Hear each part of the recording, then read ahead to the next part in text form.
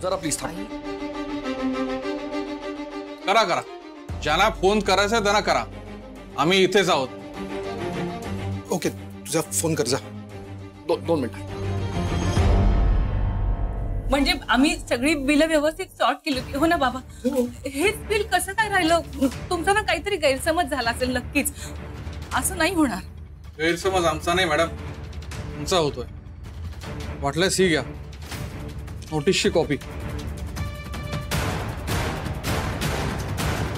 तुमच्यासारखे लोक टॅक्स भरत नाही, त्यामुळे सामान्य इमानदार टॅक्स पेअरवर सगळा भार पडतो.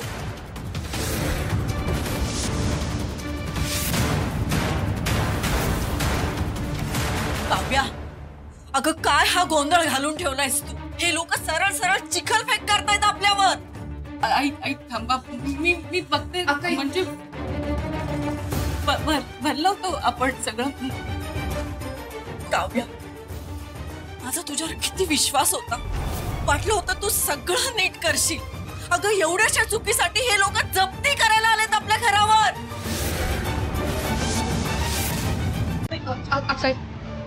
टेन्शन घेऊ नकोस. तुला आठवतंय का की तो बिल कुठे ठेवलाय? त्याची रिसीट किंवा काहीतरी आठवत असेल ना? नाही, ठीक आहे. बॅग, सामान. मावशी, त्यांची वेगळी बॅग अशी नाही घेतली आहे. म्हणजे माझ्या बॅगमध्येच त्यांचे कपडे भरले. लॅपटॉप वगैरे बाकी सामान घेतील ते.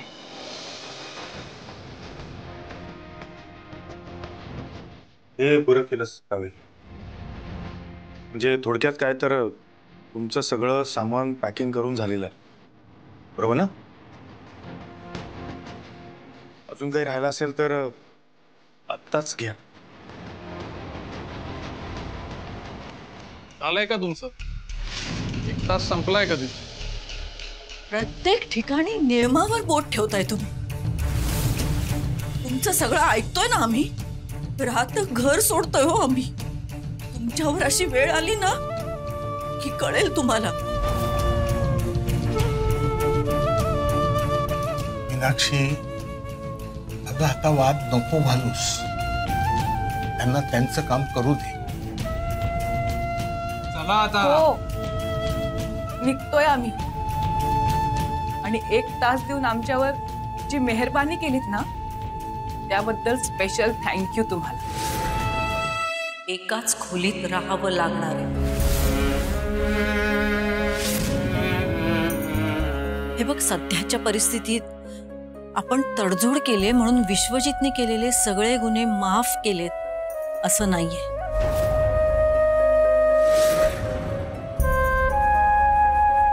त्याच्या अर्ध्या कच्च्या शब्दांना बोलून पुन्हा तू त्याच्या भोवऱ्यात अडकू नयेस असं मला वाटतं.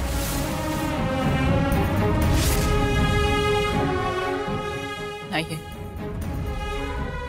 असं होणार नाही. आमच्यातलं नवरा बायकोचं नातं आता फक्त इतरांना दाखवणं पुरतंच आहे, त्या पलीकडे नाही.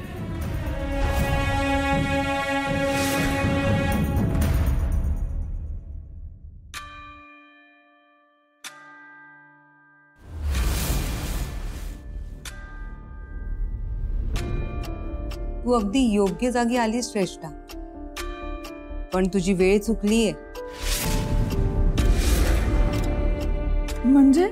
म्हणजे वेळ तुला साथ देत नाहीये. तुझं ज्याच्यावर प्रेम आहे त्याचं तुझ्यावरचं प्रेम सध्या कमी झालंय. म्हणजे आता ह्या वेळी अचानक इथे काय करतेस? काय झालंय? अरे भाऊजी ना. दादाचं काय? भाऊजी आता इथे त्याला रुळायला जरा वेळ लागणार आहे अंजली. It's okay. दोघं आहेत ना त्यांच्या रूम मध्ये. कशाला उगाच विचार करत बसलेस? तू चल झोपायला. हो प्रीतम, मी ते नाही म्हणत. मी तू चल आता झोपायला. दिवसभर दमलीस तू, तुला आरामाची गरज आहे. तू चल झोपायला. पण माझं ऐकून. हो चल चल, आपण नंतर बोलू. कमॉन चल. फोन का लागत नाही काव्याचा? आशू अगं जाऊ दे ग, तिचा फोन नाही लागणार आता, उद्या बघू. तुम्ही डायल केलेला क्रमांक कव्हरेज क्षेत्राच्या बाहेर आहे. कृपया थोड्या वेळाने पुन्हा प्रयत्न करा. नतद्रष्ट कार्टी लावलीस ना, झोपा तरी कशा लागतात ग तुम्हाला? 2 दिवस झाले काव्याचा फोन आलेला नाहीये. मी फोन करते तोही ते उचलत नाहीये. काय झालं असेल? मीनाक्षीताईंचा वाढदिवस झाला, त्याला सुद्धा आपल्याला बोलवलं नाही. वाईट टाकल्यासारखी वागते आपल्याशी. अशोक, अंजलीवर जो हल्ला झाला त्यावरून काही संशय तर आला नसेल ना तिला? हे विचारायला आले होते मी. हे बघा ताई, हा महाप्रसादाचा कार्यक्रम आहे, खिरपत नाहीये. आणि ही ऑर्डर आम्ही तुम्हाला का द्यावी? अहो, माझा केटरिंगचा व्यवसाय आहे आणि मी उत्तम स्वयंपाक करते. केटरिंगचा व्यवसाय असलेल्या पहिल्या स्त्री आहात का तुम्ही? हे बघा, त्या दिवशी आमच्याकडे भरपूर माणसं जेवायला येतात. तुम्हाला झेपणार आहे का? हो, सगळं जमेल मला. तुम्ही मला एक संधी तरी द्या. ठीक आहे, तुमचं ब्रोशर, तुमच्या कंपनीची साईट, तुमचं सोशल मीडिया अकाउंट आणि तुमच्या कंपनीनं कुठल्या कुठल्या इव्हेंट्समध्ये काम केलंय याचं काही प्रेझेंटेशन असेल तर दाखवा.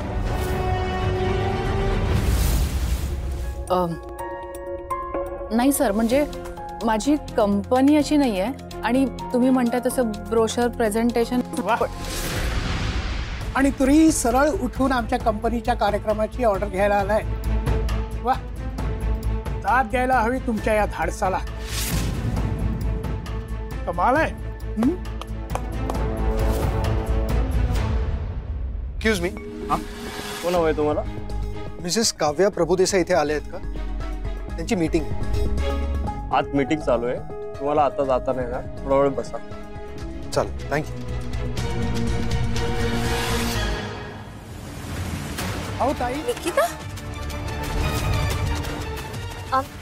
सो सॉरी अंजली, अगं मी तुला पाहिलंच नाही. की तुला कुठे लागलं तर नाही ना? तू ठीक आहेस ना अंजली? मी ठीक आहे. जरा बघून गाडी चालवत जा गं. ब्रेक लागला नसता तर काय झालं असतं? बरंच झालं असतं. काय? अगं म्हणजे बरंच झालं की वेळेवर ब्रेक लागला, नाहीतर. अंजली अगं, तू पण जरा जपून गाडी चालवत जा ना.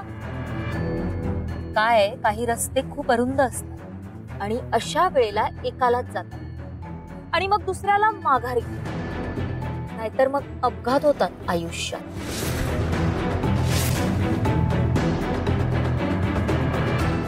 आहे ना, चुकीच्या रस्त्याने जाणाऱ्यांना अपघाताची भीती असते निकिता,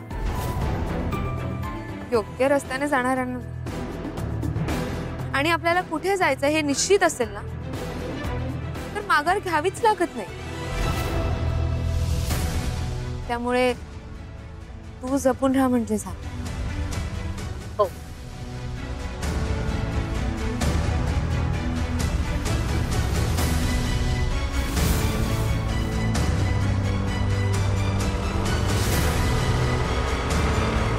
बाय विशू, बाय काव्या. आणि परत एव्हरीवन रिअली सॉरी. बाय.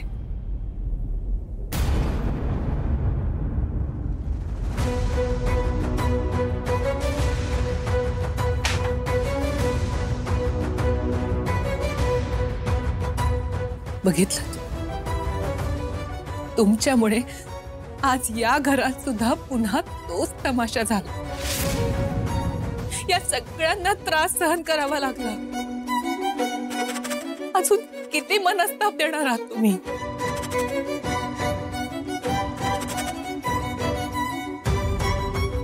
ती मूर्ख मुलगी इथे यायला तू जबाबदार आहेस. देवाने एवढं चांगलं सुख दिलं होतं, नको त्या भिकेचे डोहाळे लागलेत तुला.